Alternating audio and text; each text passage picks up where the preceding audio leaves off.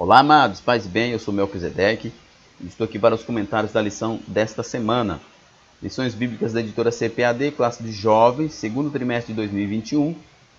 E a lição de hoje é a lição de número 10 e o assunto Seu corpo é membro de Cristo. Nós estaremos estudando aí o capítulo 6 de 1 Coríntios e estaremos falando sobre o uso do corpo, com ênfase na questão da sexualidade. Lembrando que o ebdenfoco.com disponibiliza para você uma série de conteúdos gratuitos, tanto da revista de adultos quanto da revista de jovens. São eles aula em vídeo, que você pode assistir tanto no YouTube quanto na plataforma. Se você deseja fugir dos anúncios do YouTube, então acesse o www.ebdenfoco.com e assista na plataforma. Você tem aula em áudio e subsídios em PDF. Nós temos também o conteúdo premium, tanto para a revista de adulto quanto de jovens. Se você já é assinante, então você já tem esse conteúdo. Se você ainda não é assinante do EBD em Foco, torne-se assinante para você ter acesso aos slides em PowerPoint, slides muito bem elaborados, editáveis para você fazer os ajustes da forma que você desejar na sua escola bíblica. Temos o curso baseado no tema da revista, que da classe de adultos é sobre ministérios, da classe de jovens é 1 Coríntios. E nós temos também os estudos em PDF para curso de ensino, encontros, células, enfim. Toda uma série de conteúdos que você encontra no ebdenfoco.com. Você acessa www.ebdenfoco.com e confira. Nós temos também os subsídios pelo WhatsApp. Subsídios pelo WhatsApp. Você salva aí esse número e envia uma mensagem com seu nome e sobrenome que o ebdenfoco.com estará retornando para você. O contato é 094, não esqueça, né, que é o nosso DDD, 984092869. Pois bem, vamos então para a nossa lição. O texto do dia, 1 Coríntios 6 e 12, né, o primeiro verso dessa temática diz assim: todas as coisas me são lícitas, mas nem todas as coisas convêm. Todas as coisas me são lícitas, mas eu não me deixarei dominar por nenhuma delas, ou por nenhuma. Nós não podemos achar que Paulo está falando todas as coisas de modo universal, né, porque há coisas que não se pode fazer de modo nenhum, né? Odiar, por exemplo, o ser humano, isso é inadmissível. Ainda que odiar, você pode odiar o mal, você pode matar, mas não matar seres humanos, enfim, se a gente for levar em consideração questões específicas. Mas aqui, e Paulo está falando de coisa específica aqui. Ele fala de alimento, do corpo, de sexo. Então ele está falando de coisas muito específicas. Mas no geral, ainda que a gente fosse levar para um contexto mais extenso, a gente pode dizer, por exemplo, comer. Né? Que os coríntios diziam ali, o estômago é para o alimento é para o estômago. Paulo diz, não, você é livre para comer tudo que você quer, mas você não pode ser escravo da gula, por exemplo. Você não pode ser escravo da gula. Você pode ter dias de descanso, mas você não pode ser escravo da preguiça, por exemplo, né? E você pode fazer sexo, sim, desde que você esteja dentro dos padrões, ou seja, no casamento monogâmico e heterossexual. É lícito fazer sexo? É, desde que esteja dentro de um contexto. Então, quando Paulo diz, todas as coisas me são lícitas, todas as coisas dentro de um contexto. Mas mesmo essas coisas dentro de um contexto, elas às vezes não convêm. Por exemplo, não convém que você seja escravo da gula, não convém que você faça sexo fora do casamento. Então, a gente precisa entender o que Paulo está dizendo aqui. A nossa síntese diz o seguinte: o nosso corpo pertence ao Senhor e não deve ser usado para prostituição ou para fornicação, como algumas versões preferem. Então, os versos 19 e 20 do capítulo 6 é muito interessante, porque, especialmente o verso 20, que ele diz assim: devemos glorificar a Cristo com o nosso corpo. Né? E o verso 19 diz que nós fomos comprados, não pertencemos a nós mesmos. Então, o nosso corpo não pertence mais a nós, para satisfazermos os nossos instintos carnais, mas pertence a Deus para glorificar a Deus. O texto bíblico, como eu já falei, né, 1 Coríntios 6, 12 a 20, eu não vou me deter no texto por uma questão de tempo, mas com certeza você deve já ter feito e estar fazendo aí o estudo desse texto. Nossa introdução. O sexo foi criado por Deus com dois propósitos específicos: dar continuidade à humanidade, né, à procriação, óbvio, trazer prazer sexual, mas no casamento monogâmico e heterossexual.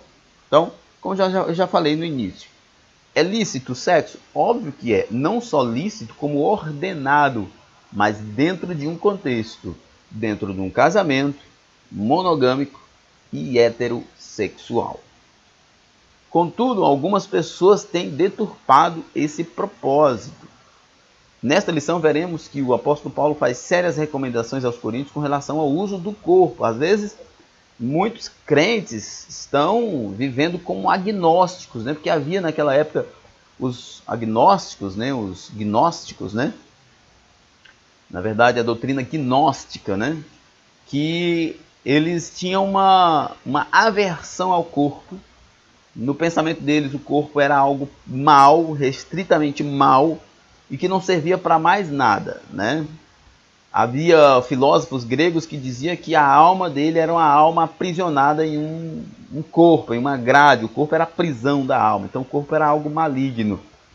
E por isso havia dois extremos. Havia o extremo de punir o corpo exacerbadamente para poder se libertar, né, por assim dizer.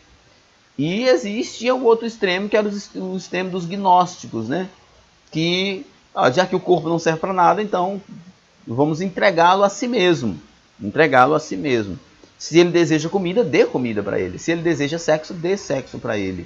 Se ele deseja farrear, invejar, dê para ele. Porque o corpo não presta mesmo, não serve para nada, então dê o que ele quer. Mas a gente sabe que não é bem assim, né? Quando Deus quis punir muitos homens, ele os entregou aos seus próprios desejos. E por causa disso eles receberão a merecida condenação, né?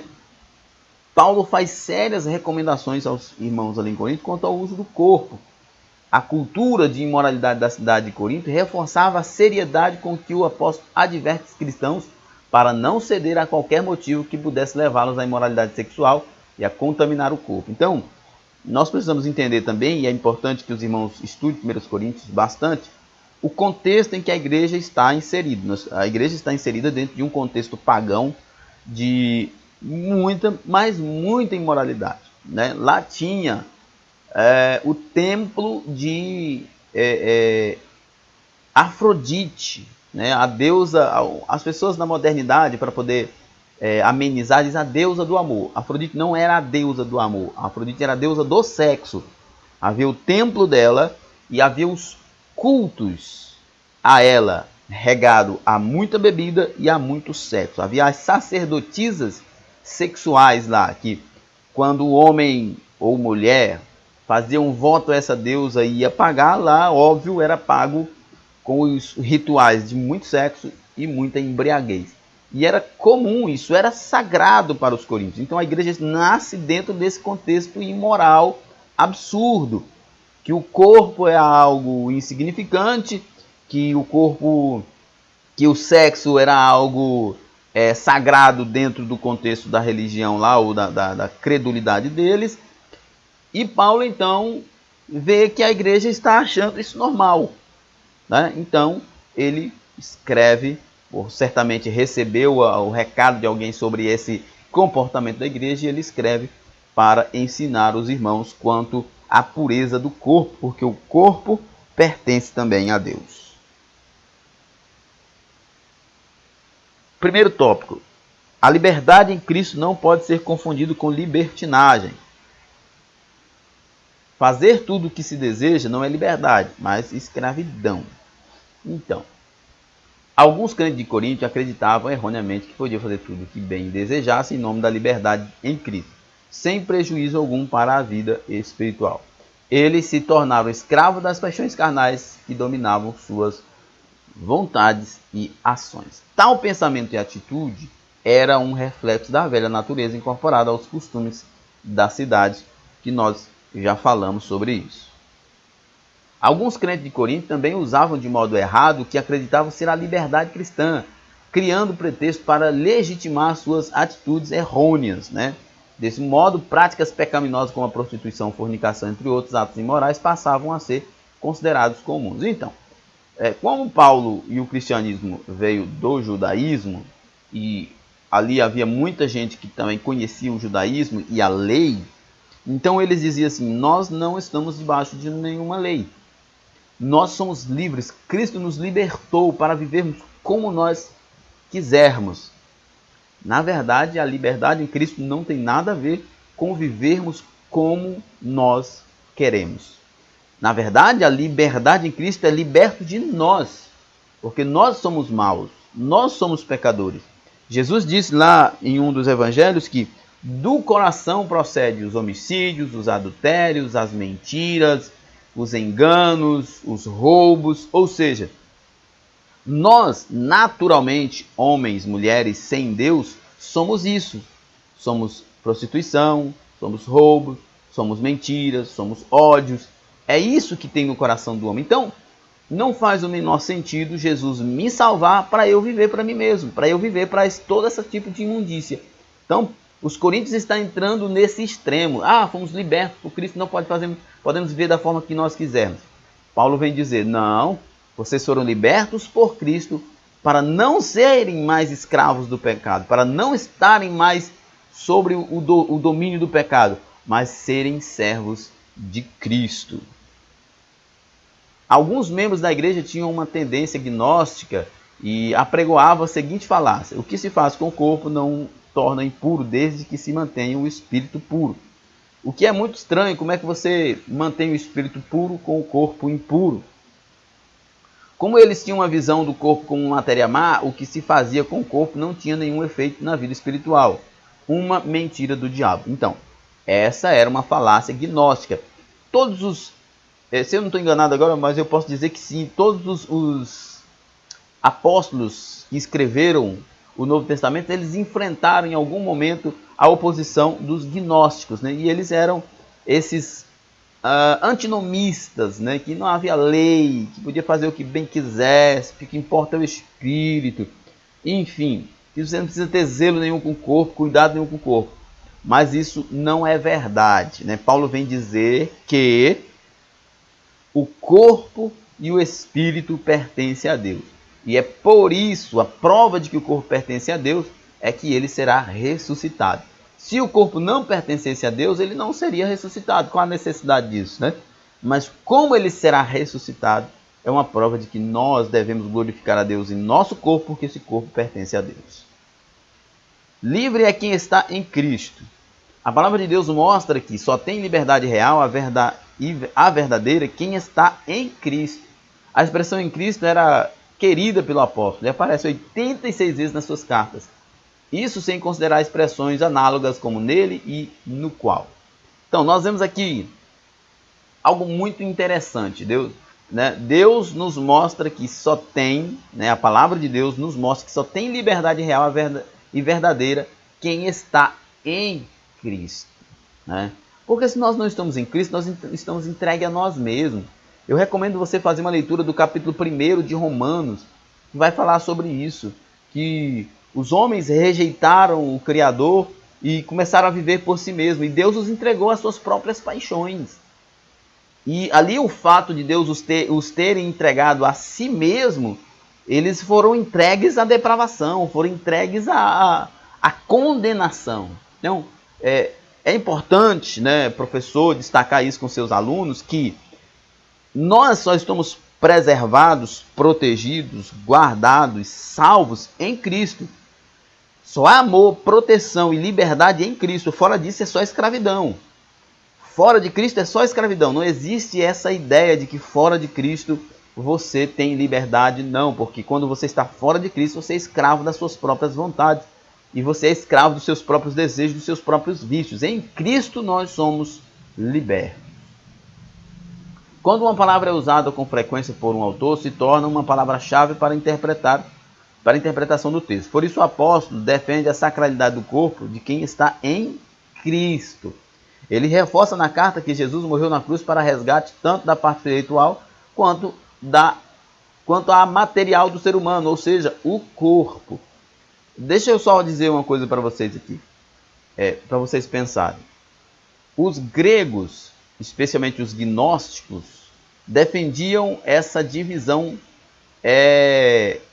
tripartite do homem, né? Corpo, alma e espírito. Os judeus nunca viam o homem em três partes, mas sempre como uma unidade, né? O que chamamos de monismo.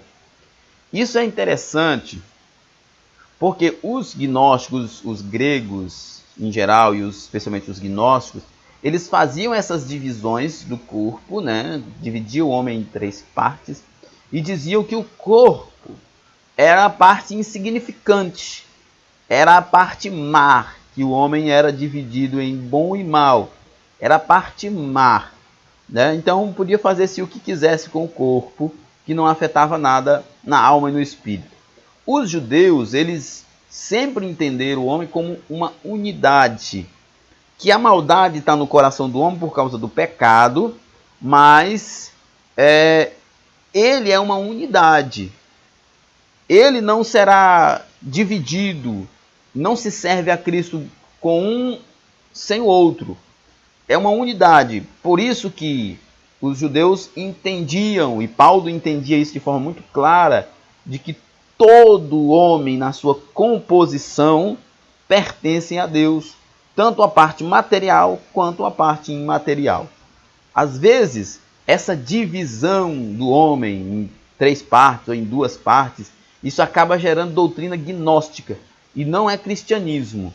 Eu não estou aqui defendendo o monismo ou o tripartite aí, né?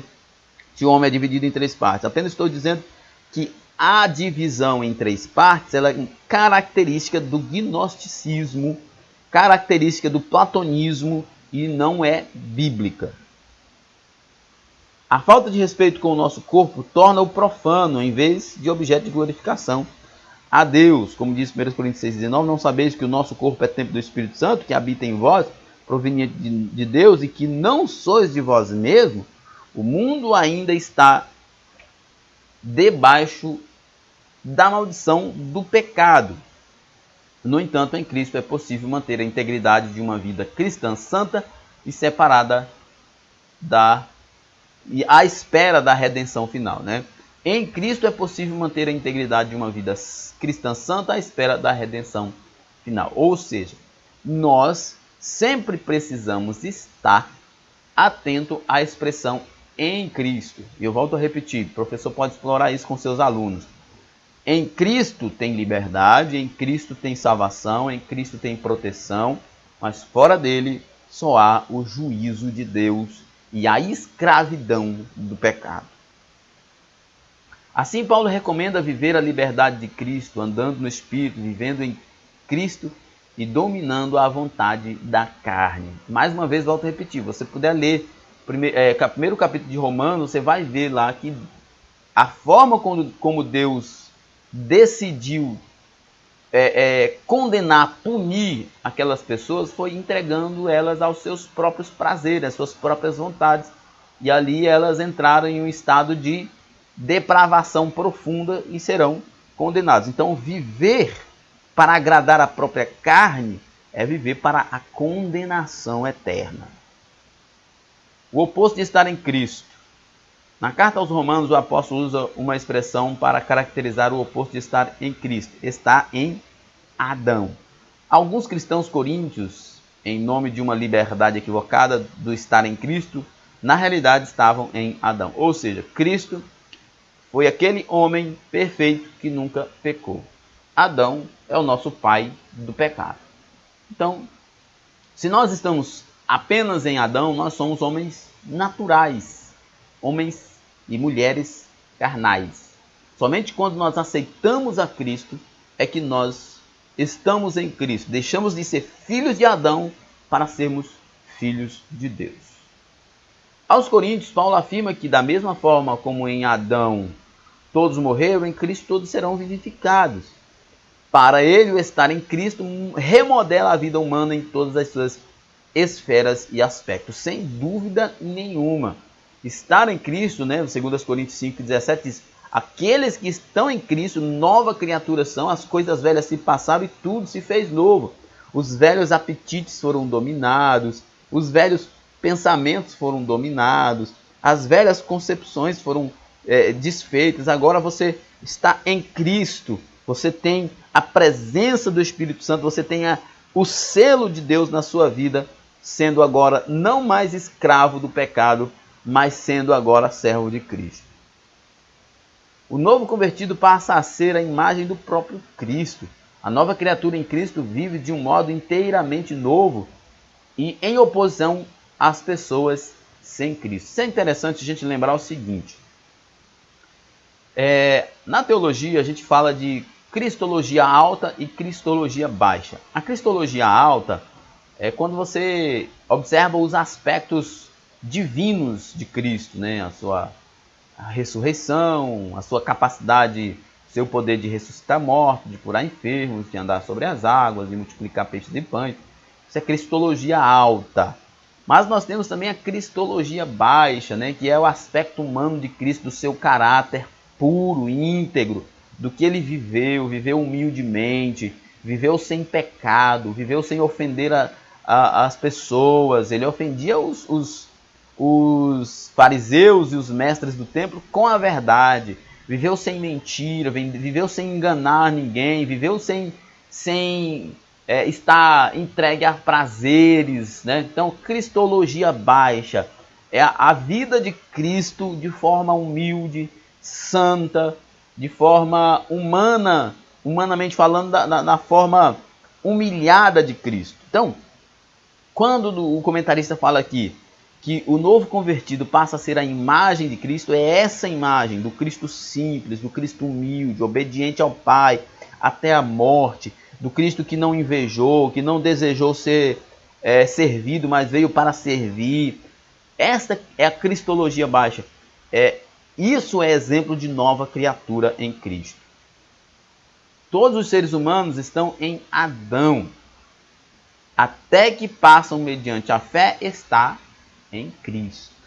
A expressão em Cristo descreve a posição da pessoa remida, livre da tirania do pecado, guardado em Cristo por Deus. Paulo diz isso em Efésios. Então nós que estamos em Cristo, o que acontece? Nós estamos em Cristo, estamos guardados.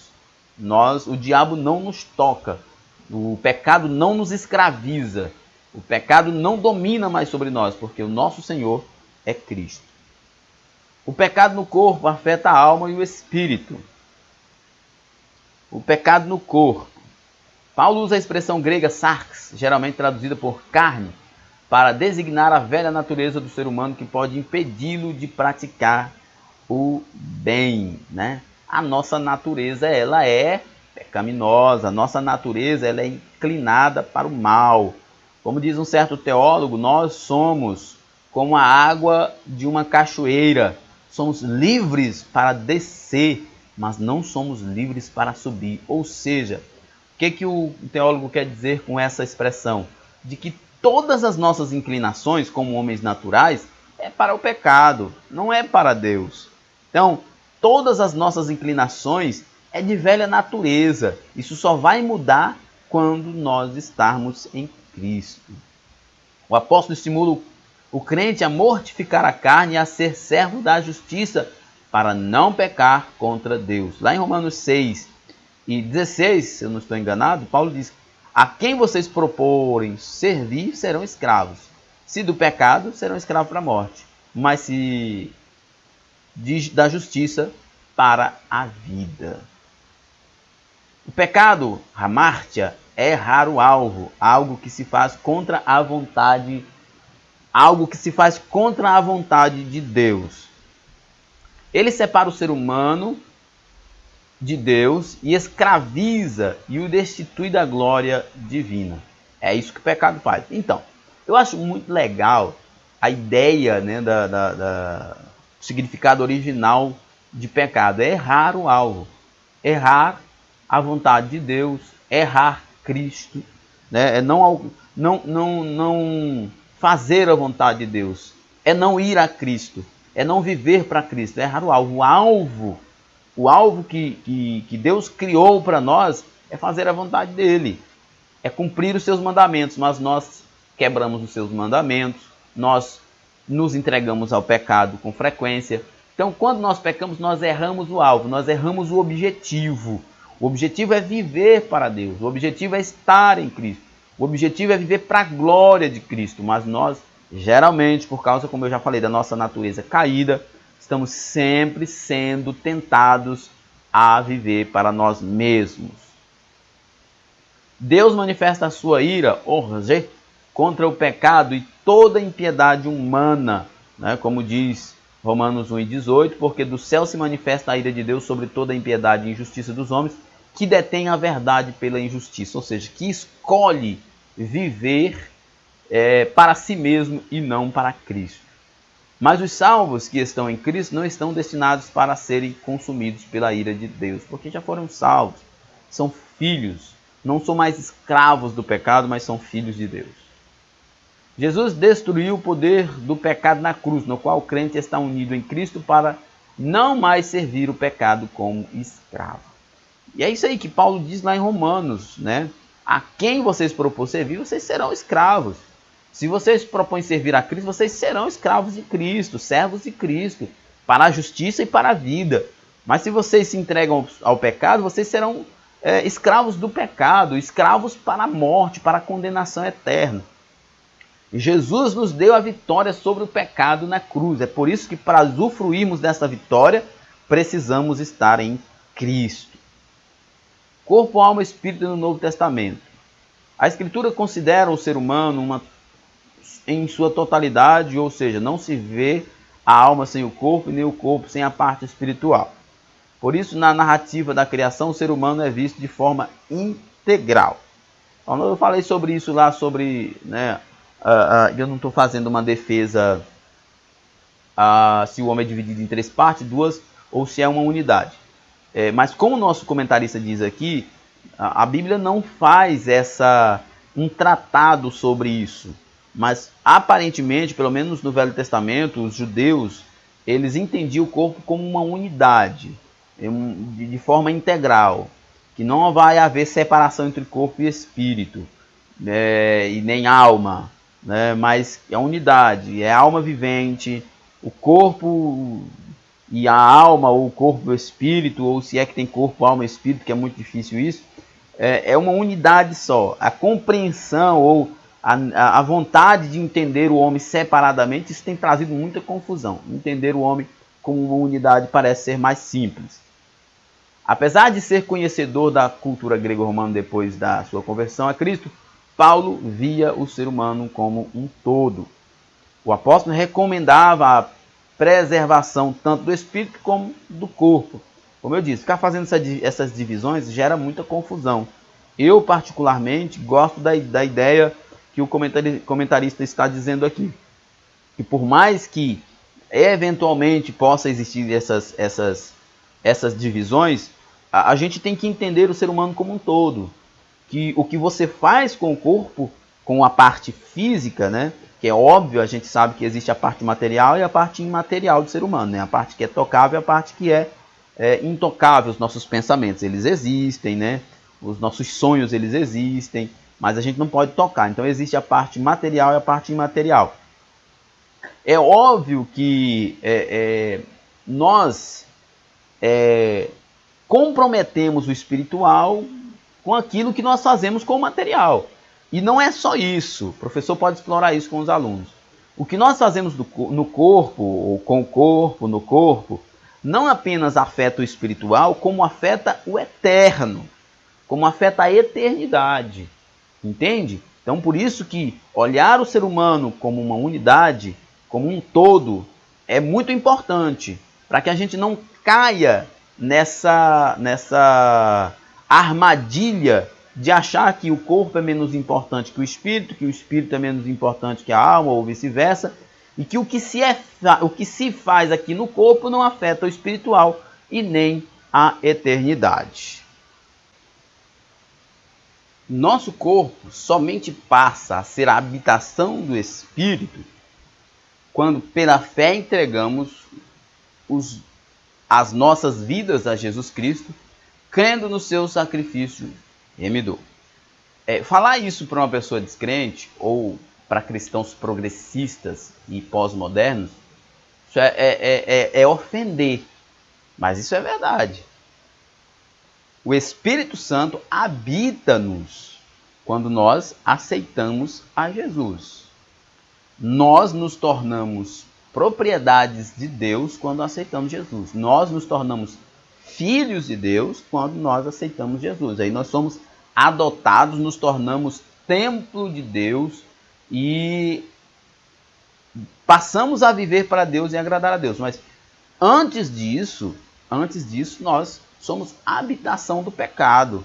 Somos habitação dos desejos da carne. E estamos sendo condenados, não tem o que falar. Quando pela fé somos entregamos as nossas vidas a Cristo, crendo no seu sacrifício remidor, nós passamos a ser filhos de Deus. O corpo como templo do Espírito Santo. Paulo adverte a respeito do perigo das relações sexuais imorais adentrarem na igreja. Em uma relação extraconjugal, o cristão profana o próprio corpo. Como eu falei no início, o sexo, né, é bom e o sexo é ordenado. O sexo é ordenado. Muito tempo lá atrás, né, com os próprios gnósticos e outros que aderiram a essa ideia deles, e eles levavam essa ideia do sexo de forma profana, por um lado profana, por outro, outros levavam como algo terrível, né? Já que o corpo é mau, o sexo também é mau, porque o sexo é um desejo do corpo e tal, essa coisa toda. Mas nós sabemos pela Bíblia que o sexo é bom e é ordenado, mas dentro de um contexto. Que contexto é esse? Do casamento monogâmico e heterossexual. Fora disso é perversão e é antibíblico. Para preservar o corpo, que é templo do Espírito Santo, o crente deve evitar a imoralidade sexual. É verdade. Quem vive na imoralidade sexual está profanando o templo de Deus, está destruindo a própria vida e, quem sabe, da própria família. O apóstolo afirma também que o nosso corpo é templo do Espírito Santo, né? 1 Coríntios 6:19, que é um verso muito interessante. Ou não sabeis que o nosso corpo é templo do Espírito Santo, que habita em vós, proveniente de Deus, e que não sois de vós mesmos. Nós somos comprados por bom preço, irmão. Nós éramos escravos do pecado, fomos comprados por Cristo e Ele nos deu o seu Espírito Santo. Então nós pertencemos a Cristo porque Ele nos comprou e somos habitação do seu Espírito Santo que habita em nós para glorificar a Cristo em nós. Essa deve ser a vida do cristão. O templo era um lugar de encontro com Deus para uso exclusivo de adoração ao Senhor. Por isso que é interessante, né? Muitos teólogos já defendem isso. Pastor Newton, meu pastor, sempre fala muito isso, que o corpo é o lugar do culto. O corpo é o templo do culto. A gente fala assim, domingo a gente vai para o culto, na terça-feira ou na sexta, enfim, os dias de culto na sua igreja, de celebração na sua igreja, a gente fala, hoje eu vou para o culto. Na verdade, a ideia mesmo é, nós vamos para a celebração, nós vamos celebrar o culto que eu já realizei no corpo. O corpo, assim como o comentarista está falando aqui, o corpo, Paulo usa a expressão que o corpo é templo justamente para lembrar de que o templo era o lugar do sacrifício, era o lugar do encontro com Deus, era o lugar de buscar santificação, era o lugar de buscar o perdão. E então Paulo está dizendo, olha, vocês podem fazer isso no corpo de vocês, adorando a Deus aí, santificando-se a si mesmo. Então, o corpo é lugar de adoração. Nós não podemos, de modo algum, em hipótese alguma, achar que o templo onde a comunidade, a igreja se reúne é o único lugar de culto. O lugar de culto, na verdade, é o corpo. A intenção de Paulo é fazer com que as pessoas se identificassem com a igreja, parte do corpo de Cristo, santificando-se e oferecendo seus corpos como sacrifício vivo para louvor e a glória de Deus. Terceiro tópico. A imoralidade é uma tentação na vida do crente. Fomos comprados por um bom preço. Diga não à tentação. Com o intuito de incentivar o cristão diante de uma tentação, ele destaca o preço da justificação. Então, Paulo nos traz aqui à memória o preço da nossa justificação, da nossa salvação. Então, fostes comprados por bom preço. Portanto, vocês devem glorificar a Deus no vosso corpo e no vosso espírito, os quais pertencem a Deus. Ou seja, Paulo dizendo, vocês devem glorificar a Deus com a parte material e imaterial de vocês. Que o que vocês fazem com o corpo afeta tanto o espiritual quanto a eternidade de vocês. A doutrina da justificação expressa a mensagem do agir de Deus para a salvação da humanidade. Então, Deus nos justificou, Deus nos salvou em Cristo Jesus por um preço altíssimo, né? Como diz a história de que a graça é de graça, mas não é barata. Custou o sacrifício e a vida do Salvador. Quem procura estabelecer sua própria justiça não é justificado, pois a justificação só pode ser alcançada por meio da fé na obra vicária de Jesus. Isso aqui é interessantíssimo. Quem procura estabelecer a sua própria justiça nunca será justificado, porque o justificado precisa depender do justificador. Ou seja, para nós sermos justificados, nós precisamos crer que Cristo é quem justifica. Então, não tem como eu ser justificado por Cristo e viver constantemente buscando minha autojustificação. São duas coisas que não se unem. Logo, a igreja que não preserva esse princípio tende ao liberalismo e à apostasia da fé. Nós não venhamos cair nesse engodo, né, do liberalismo, da libertinagem, mas que nós estejamos cativos a Cristo. A justificação pela fé é uma doutrina bíblica que acertadamente exclui a necessidade de obras meritórias para a justificação do ser humano. Porém, não abre possibilidade para outro extremo do antinomismo, a desobrigação com a lei moral, né? Nós não estamos debaixo da lei mosaica, mas estamos debaixo da lei de Cristo. Tudo aquilo que ele ratificou no Novo Testamento é a sua lei. Se você ler o Sermão da Montanha, você vai ver a lei de Cristo ali. Alguns teólogos dizem que ali nós vemos a legislação do reino. Nós temos sim. E ao contrário da lei de Moisés, que dizia assim, não adulterarás, ou seja, a lei de Moisés dizia, você não pode pegar uma mulher e se deitar com ela. A lei de Jesus diz assim, não olhe para uma mulher e deseja. É lei. É a lei do Evangelho. A lei do Evangelho é diferente da lei de Moisés. A lei mosaica estava preocupada com o ato em si. A lei do Evangelho, a lei de Cristo, está preocupada com o coração, com a mente do ser humano. A justificação precede o processo da santificação. Então, nós somos regenerados, justificados, e então nós entramos no processo de santificação. Que, aliás, muitos cristãos não gostam de pensar nisso, mas a vida cristã é de processos. Assim, uma vez justificado, o cristão inicia o processo da santificação, que é permanente, sempre em santificação, até o dia da redenção final. Por isso, diga não à tentação. Você vai ter sempre a responsabilidade de estar se abstendo das coisas deste mundo para viver em santidade, até o dia da nossa redenção final.